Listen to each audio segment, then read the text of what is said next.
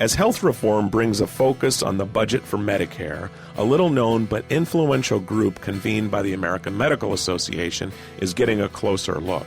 It's called the Relative Value Scale Update Committee, and it is coming under fire from critics who say it has too much control over the flow of taxpayer dollars in the Medicare program, particularly at the time the nation has record budget deficits. You're listening to ReachMD Radio, the channel for medical professionals. I'm Bruce Japsen, your host, and joining me today is Tom Scully. Mr. Scully is senior counsel at Alston Bird's Washington, D.C. office, where he specializes in healthcare, regulatory, and legislative issues. He also advises clients on health policy and related strategies. Before joining the firm, he was administrator for the Centers for Medicare Medicaid Services from 2001 to 2004, having been appointed by then-President George W. Bush and confirmed by the U.S. Senate. The Centers for Medicare and Medicaid Services are responsible for managing the Medicare and Medicaid programs as well as other health benefits services. He has been active in the area of healthcare law and policy for more than 2 decades, working in the first Bush administration in the Office of Management and Budget. Tom holds a law degree from Catholic University and a bachelor's degree from the University of Virginia. We're so glad to have him join us from his offices in Washington, D.C. Tom Scully, welcome to ReachMD Radio on XM 160, the channel for medical professionals. It's great to talk to you again, Bruce. Well, tell us a little bit about this committee. It's known as the RUC, and I don't think anybody other than maybe you or I, and we've been involved in healthcare for a long time now, know much about this, but yet it holds huge sway over Medicare spending in this country. Well, I'm not sure the concept behind it is fine. I mean, the history of it is I was the White House healthcare guy for President Bush #1 in '89, and with a Democratic Congress, we pushed through a bipartisan reform and restructuring of the physician payment system in 1989. And you can argue whether it was a good idea or a bad idea in hindsight, but, it put in this process where essentially you set up a little UN of physicians where they would all sit around and come up with a relative value and decide what you should pay for a gastroenterologist versus a rheumatologist versus a surgeon versus a general practitioner. And the concept essentially was that the amount of money was finite. So you come up with one relative value, obviously a 1.0, and every doctor in the country would get paid their relative value off that base. So brain surgery might be, and I'm making this up, 15 times the 1 unit, and a basic, low-octane primary care visit might be a 0.4. But in every payment would be paid off that. So again, you can debate whether the government fixing prices is a good idea or not, but given what we had at the time, it seemed to be rational. The problem that were coming for me is the bill passed in 1989. It was phased in over a couple of years, didn't actually kick in until 1992. And between the first Bush administration, when I left in the end of 1992, and the Clinton administration coming in 93, there was a little bit of a policy-making void, as there always is. And so my old agency, then called HCFA, CMS, essentially said, we don't really have the manpower or the horsepower to actually sit down and figure out these values and to run this thing, so why don't we call up the AMA and have the AMA convene it? And in concept, it seemed pretty good at the time. My biggest concern with it is the AMA basically set up this little UN and runs it, and they've basically come up with enormous power. So most of the specialty groups are never happy with the AMA, so the surgery groups, the gastroenterologists, the rheumatologists, and most days they're unhappy with the AMA, but the AMA convenes this thing and controls it. It's like owning the UN building, and they decide who sits on it, and they control the politics of it. And so none of these specialists over the years, they all had to stay in the AMA, and the AMA's power base largely comes from running this little fee-setting committee, which the government, in most cases, 98% of the time, follows. So the concept of having all the docs in the country sit down and rationally figure out what the relative value of services is fine with me. The problem is I think basically it should be run more directly by a government agency and not by the AMA, who basically, if you don't play nice with the AMA, you don't get a seat. So the AMA has an enormous amount of power over who gets the seats on this thing and who makes the decisions. And it affects 125, more than that, probably $140 billion a year of federal spending. And it's largely a very political operation that the CMS, then HCFA, has delegated to this doctor group, and I just don't think it gets enough oversight. So there's nothing sinister about it. The people on it are trying to do a good job. I'm sure all the docs on there are well-intended, but My problem, for example, when I was running the agency was pediatricians didn't be on it. I had a big fight with this group because, if there's no pediatricians on the group, then who cares what the hell a pediatrician gets paid? So I had a big fight with them over that. So it's just too political, and I think the AMA has way too much power. The concept of what they do is fine. The docs who go on this and spend hundreds of hours providing the service generally voluntarily, the government, God bless them, it's a great thing. But the structure of it was accidental, and I think it's well overdue for some oversight.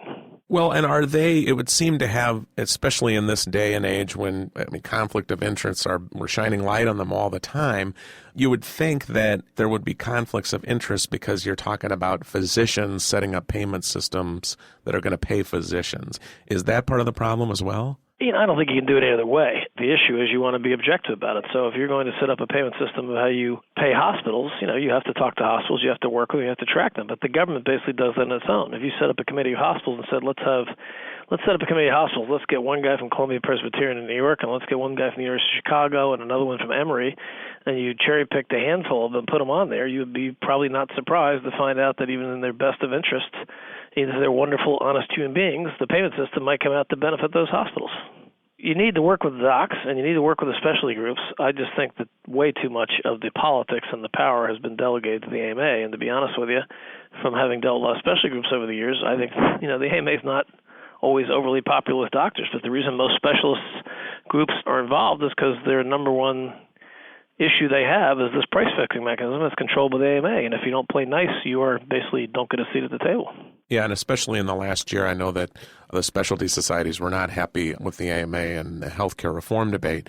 Now, is there, speaking as a taxpayer, when the physicians calculate the fees and all that stuff, are they held to a certain pool of money? Are there decisions being made that are costing the taxpayers money? The concept here and the way this all happened is in 1989, spending on the physician side was totally out of control. You had a Democratic Congress at the time who wasn't likely to go towards a more market support, so we basically came up with a compromise where we came up with basically a global budget. So there's a finite amount of money put in this pool, and the docs all sit around and decide what the relative payments are, and the payments are backed into this pool. So if you went out, for instance, and said we're going to pay surgeons a little more, or we're going to pay radiologists a little more, it's theoretically coming out of somebody else's hide. So it's a fairly finite pot. My concern with it is that if you want to pick on any particular group, but let's say the anesthesiologists are particularly powerful in the ruck and they manage to go in and lobby to get their values raised, it's coming out of everybody else's hide. Well, if you're just joining us, or even if you're new to our channel, you're listening to ReachMD Radio, the channel for medical professionals. I'm Bruce Japsen, your host, and joining me today is Tom Scully. He's a senior counsel in the Washington law firm of Alston Bird. Before joining the firm, he was the head official with the Centers for Medicare Medicaid Services under President George W. Bush, and he is well steeped in the world of health policy. And we're talking about this group called the RUC, as it's known in physician circles and inside the Beltway, the Relative Value Scale Update Committee. And there are some folks, including Mr. Scully and others, who think that this group has a little bit too much power, convened by the American Medical Association in essentially prescribing the fees that are paid by Medicare. Yeah, by the way, Bruce, I don't just clarify. I don't necessarily think the RUC, there's not necessarily a way to do it outside of what the RUC does. I think my concern is the decision about who sits on the RUC and the structure of it and who makes the decision is made by the AMA. And by definition, that's a self-interested political organization. I think generally if CMS on its own or as an independent agency of some type convened the RUC on a slightly more objective basis, what they're doing is fine and they're trying to do the right thing. It's just that it's taken on a life of its own over the years. Like they're the ones that are convening the meeting. You're not necessarily saying that, if they want to pick several doctors or there's 29 doctors involved, 30 doctors involved, it should just be an independent group convening the organization rather than what the AMA is, which is they're a lobbying organization. And well, let's say you get mad at the AMA and you're the gastroenterologist or the rheumatologist and you quit. You think you're going to have a seat on the RUC? Right. I mean, the issue is if you're CMS, you should be out there getting a broad group of honorable, and I think these are generally I've been to some RUC meetings, but if the AMA runs it, and that really from CMS's point of view, they should be coming up with a broad sampling of doctors and having them advise CMS on how to do this. And when you run it through the AMA, you get very involved in the politics of the AMA. So if the anesthesiologist got angry tomorrow and said we're all dropping out of the AMA, that shouldn't affect their role in what the government decides to pay them. Now, what the AMA would say in defending their involvement is that these meetings are long. It's not like it's a party and so forth, and that they know the system and they represent all specialty societies and so forth. Does this require an act of Congress to change this? No, CMS change tomorrow. I'll tell you one story. I know your story doesn't go too long. I came as a CMS administrator, and the pediatricians, I'm sure they're probably long gone, this is 7-8 years ago, the pediatricians came in to me and said, we're really upset because your immunization rates are really low in Medicare, and it's killing us. And I said, well, why do you care? You guys don't do any Medicare. They said, well, most states piggyback on Medicare rates for Medicaid, and we're getting paid $6-7 for an immunization. It really costs us 12 or 14. And I said, well, it made a good argument, totally correct substantive when I checked it with my staff. And I said, well, let's just get the RUC to change it. Obviously, there's no pediatricians on the RUC because pediatricians don't take care of seniors. So I got the staff to ask the RUC to make a change and raise the code for immunizations for pediatric uses, which theoretically was coming out of all their hides in a very small way. And they basically refused. They said they weren't going to do it. So I think I'm still the only administrator who did it. I went to Chicago and sat in the room with the 30 people, very angry, and said, here's the deal. Either you put a new damn code for pediatricians for the immunization, or there won't be a RUC. I'm going to disband it, and I'm not paying attention to anything you tell me to do, which they didn't like very much, but not shockingly. But you had the power to do it. Yes, and I was pretty mad about it because it was ridiculous. Their attitude is, we're not going to give the pediatricians more. It's coming out of our hides. These people aren't in our little club. So that was my problem with it, and I think it still exists to this day to some degree. So my frustration with it is the club nature of it. If you're setting rates for the government, it should be representative of everybody, whether you're in the AMA or not. And the AMA has retained a lot of power in the medical community through the years over this mechanism, and there's no reason for them to be involved. They did the government a favor at first when there was a void. There's nothing sinister about the AMA did. There was a void between administrations in 1992. The staff wasn't there to do it. The AMA called and said, would you do us a favor, convene these people and run this group? And they did it for all the best reasons. But over the years, it's turned into this very politicized juggernaut, and I don't think that's the way to run a railroad. Is there any momentum given healthcare reform will be implemented and perhaps changed given the new tone and new folks coming to Washington who are already in Washington? Is there any momentum in Congress on the Hill that this be changed, particularly now when we're talking about spending more money on health care? I doubt it. I don't think any member of Congress wants to gratuitously irritate they have enough fights with the AMA. So I doubt that's going to change. What about with the administration? I mean, they seem to be interested in transparency. I think they've been doing more of this, and John Blum, who runs Medicare under Don Berwick, who I like very much, he's a little controversial, but not with me, who's the new administrator. I don't think Don has looked at this. John said in an article a couple of weeks ago that I read that he was, look, CMS is going to get more involved. And the standard, CMS can change this anytime it wants. The standard has been that the RUC makes recommendation that CMS, because it doesn't have enough staff, CMS has like 2 doctors that work part-time on this. Great guys, but they just drinking from a fire hose, so they have to rely heavily on the RUC. So I think CMS has been saying there's going to be much more oversight, and they're going to question a lot more of the RUC's calls, and I think that's the appropriate thing to do. I think the most appropriate thing to do if CMS had the personnel would be to have the AMA involved, but have the convening and the organization and deciding who has a seat on it done by Medicare or by some independent group and not by the AMA. But, I don't see that happening anytime soon, but I think shedding more light on this will improve performance for everybody.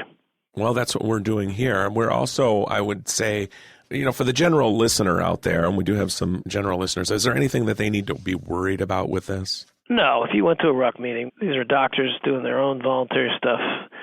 All the ones I've been to and the people I've talked to and met with over the years, look, they're trying to do the right thing. Everybody's intentions are the best. It's just a fact of life. If you convene the UN and you only put 15 countries on the panel, you get decisions that happen to be jaded a little bit that way, and that's what's happening here. So nobody's doing anything wrong. There shouldn't be a security council. It should be everybody should have a voice. Or at least the security council should be picked by somebody other than themselves occasionally. So I just think there's nothing sinister going on here. I think the system, I just think the way it's structured doesn't lead to the best outcomes. And if you happen to be a small specialty group that's not a big dues-paying member of the AMA, you're much more likely to get shut out, and that's just not the way it should work.